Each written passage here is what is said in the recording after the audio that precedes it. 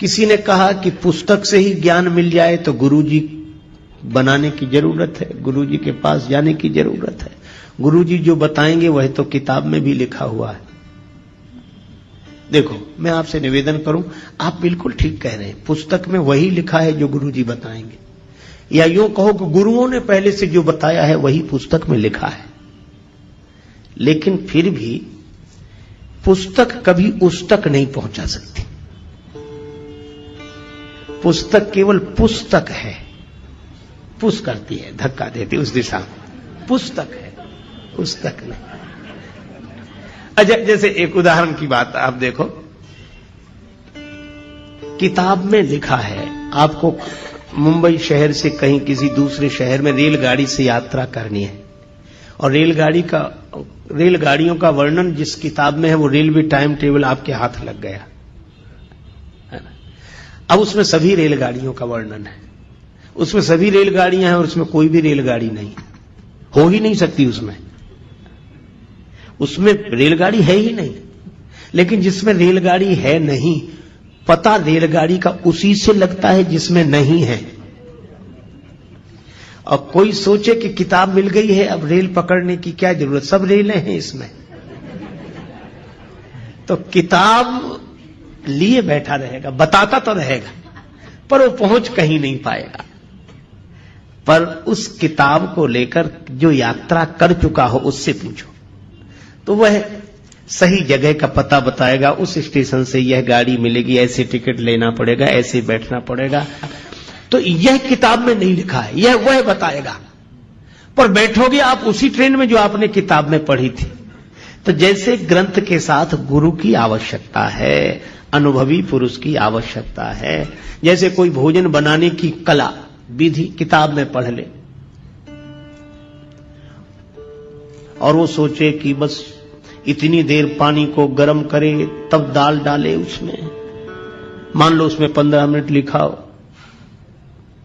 और आग ही न जल रही हो और घड़ी देखकर कोई दाल डाल दे, पानी गर्म क्या कुनकुना भी नहीं हुआ था।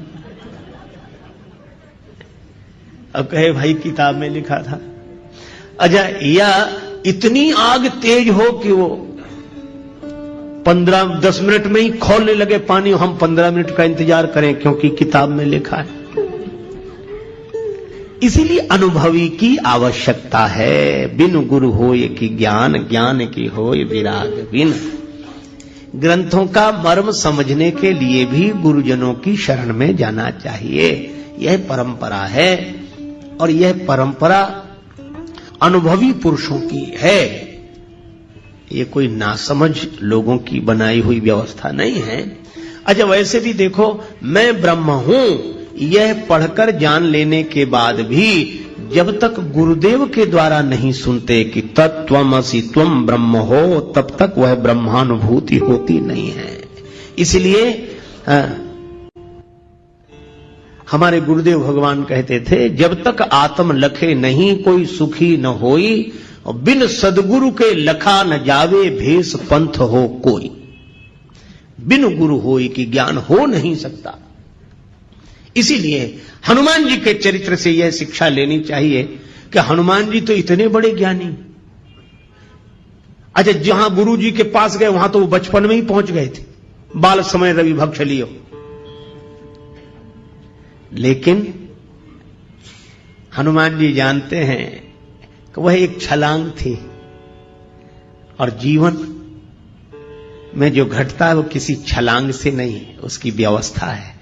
उसके आधार पर परंपरा का पालन करना चाहिए, परंपरा नहीं तोड़नी चाहिए। हनुमान जी सोचते वो बचपना था, पर व्यवस्था तो यह है। इसीलिए वे सूर्य भगवान की शरण में गए और विधिवत प्रार्थना की कि मैं आपका शिष्य होना चाहता हूं, मुझे मंत्र दो, मुझे ज्ञान दो, मैं आपका शिष्य हूं, बनना चाहता हूं। सूर्य भगवान ने सोचा कि केवल मंत्र देना होता तब तो कोई बात नहीं, पर ये तो पढ़ने के लिए रहेगा। सूर्य भगवान ने सोचा कि इस बालक को पहले भी कभी देखा है, कौन है ये? अरे याद आया, ये वही है जो बचपन में एक बार आया था। सूर्य भगवान ने सोचा ऐसे विद्यार्थी को पास रखना ठीक नहीं है, पढ़ते पढ़ते कब भूख लगावे। तब तो उतनी दूर थे, तो छलांग लगा के आ गया, यहां तो गुरुजी सामने ही रहेंगे। सूर्य भगवान ने सोचा कि देखो, मन में सोचा ऐसे विद्यार्थी को पास रखना ठीक नहीं है। तो बोले ऐसा है कि हम चलते फिरते गुरुजी हैं, एक जगह तो रहते नहीं, कल कहीं थे, आज कहीं, और उसके बाद फिर कहीं। तो पढ़ो तो ऐसे गुरुजी के पास रहकर पढ़ो जो एक जगह रहते हो। तो तुम भी वहीं रहो और उनके आश्रम में रहो, पढ़ो। अब हमारे साथ कैसे, हम तो सुबह कहीं और शाम कहीं और दोपहर कहीं और रात कहीं, कोई ठिकाना तो है नहीं।